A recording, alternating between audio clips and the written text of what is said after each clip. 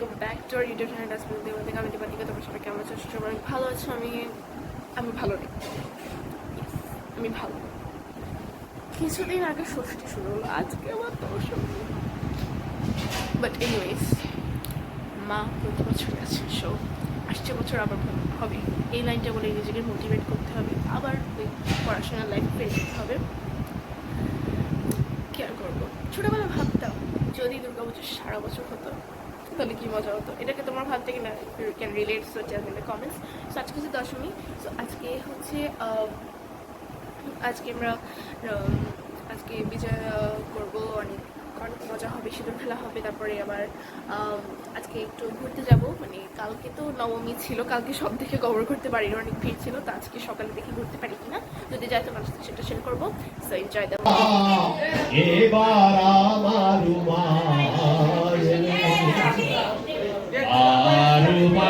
পাঠাবো না, এবার আমার আমায় বলবে লোকে মন্দ, বলবে লোকে মন্দ, কারো কথা শুনবো না, এবার আমার এলে আর পাঠাবো না, এবার আমার এলে আর পাঠাবো না, যদি আসে মৃত্যুঞ্জয় উমানেবার কথা কি তোমরা কি উমাকে শ্বশুরবাড়ি যেতে দেবে? হ্যাঁ, তোমরা তো তোমাদের কাছেই রাখতে চাও নাকি? মা যেন সারা জীবন আমাদের কাছেই থাকে, কিন্তু তবুও যেতে হবে। তাই বলছে যদি আসে মৃত্যুঞ্জয় উমানেবার কথা কয়, আমরা মায়ে ঝিয়ে করবো ঝগড়া, মায়ে ঝিয়ে করবো ঝগড়া, একে কারো কথা শুনবো না, এবার আমার আর পাঠাবো না, এবার